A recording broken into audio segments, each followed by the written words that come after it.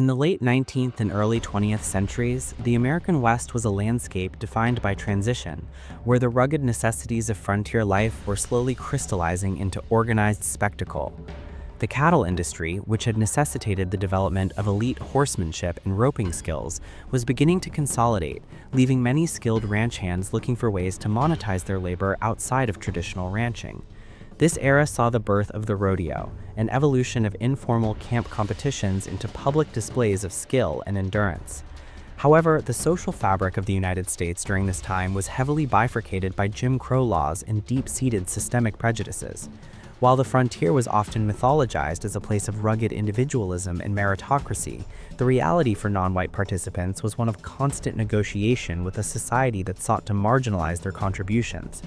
It was within this complex intersection of emerging sports entertainment and rigid social stratification that the Pendleton Round-Up was established in 1910, quickly becoming one of the most prestigious events in the rodeo circuit.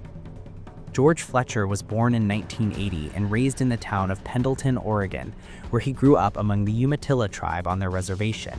This upbringing provided him with a unique cultural perspective and an environment where his natural affinity for horses could be nurtured away from some of the more stifling urban prejudices of the time.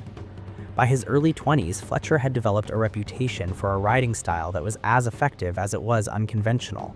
He was known for a relaxed, rhythmic approach to saddle bronc riding, often appearing as though he were dancing with the animal rather than fighting it. His motivations were born of a genuine passion for the craft and a necessity to find a place for himself in a regional economy that revolved around livestock and exhibition. He was not merely a participant in the local culture, he was a manifestation of the diverse influences, indigenous, black, and pioneer, that actually built the Pacific Northwest.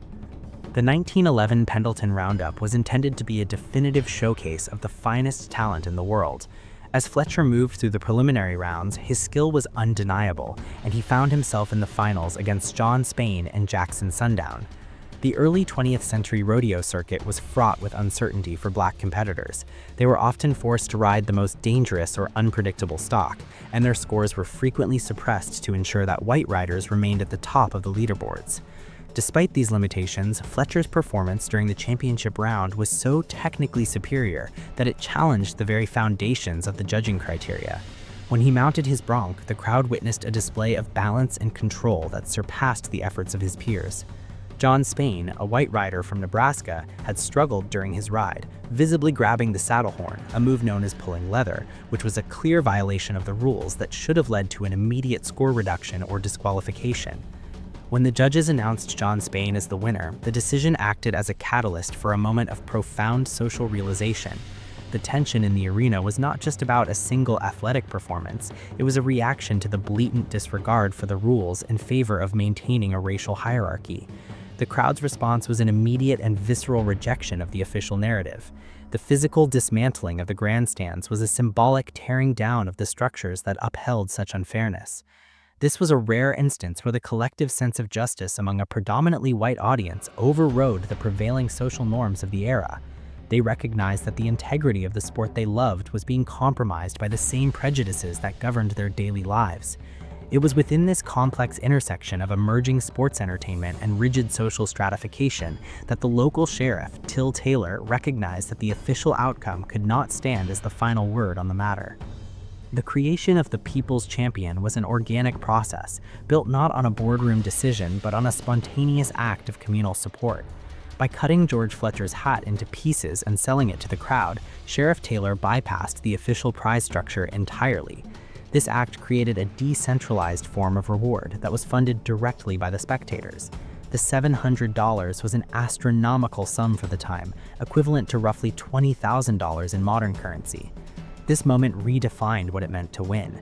While John Spain held the official trophy, Fletcher held the financial and moral victory. This internal shift in how value was assigned to a performance set a precedent for the Pendleton Round-Up and the broader rodeo community, signaling that the audience's perception of merit could and sometimes should supersede the decisions of a small group of officials. As the rodeo circuit continued to grow and scale throughout the 19-teens and 20s, the legend of the 1911 Roundup followed Fletcher and his contemporaries. The challenges of scaling a brand like the Pendleton Round-Up involved maintaining its reputation for authenticity while navigating the increasingly commercialized nature of American sports. For Fletcher, the growth of his personal brand was limited by the same forces he had faced in 1911. Many white competitors began to refuse to ride against him, not because they looked down on him, but because they knew they could not beat him on a level playing field. This forced Fletcher to find other ways to engage with the sport, often performing in exhibitions where the pressure of competition was removed, allowing his artistry to take center stage. The structural evolution of rodeo began to include more formalized rules and professional associations, but the memory of the people's champion remained a benchmark for what true excellence looked like. The differentiation of the Fletcher legacy from that of his peers lies in its resilience. He did not become a figure of bitterness. Instead, he remained a respected member of the Pendleton community, eventually serving in World War I before returning to his roots. The rise of his legend was influenced by a shift in cultural consciousness that began to value the everyman and the underdog. As the frontier era closed and the United States moved into a more modern, industrialized age, figures like Fletcher represented a lost era of genuine grit and undeniable talent. The technological advancement of film and photography also helped preserve these stories, allowing the specific details of that 1911 afternoon to be debated and discussed long after the participants had passed away. The market for rodeo shifted from local fairs to national spectacles, yet the story of the hat scraps remained a foundational myth for the Pendleton Round-Up. The long-term impact of this event is visible in the way the Pendleton Round-Up is celebrated today. It is known not just for the competition, but for its historical depth and its complex relationship with the diverse people who founded it. George Fletcher's image and story have become synonymous with the idea that true greatness is determined by the people who witness it, rather than the authorities who regulate it.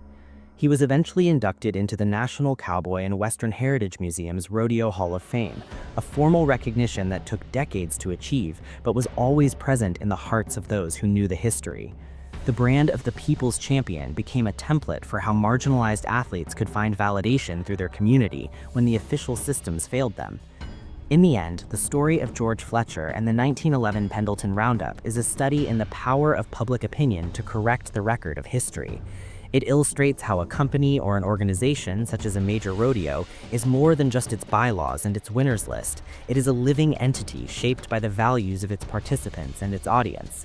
The endurance of this narrative over a century later speaks to a universal human desire for fairness and the recognition of talent, regardless of the barriers placed in its way. Fletcher's legacy is not found in a silver buckle or a certificate, but in the enduring spirit of a crowd that refused to let an injustice stand. He remains a central figure in the history of the American West, a man whose career was defined by a single afternoon of brilliance and the lasting impact of a black wool hat that was sacrificed to crown a true champion.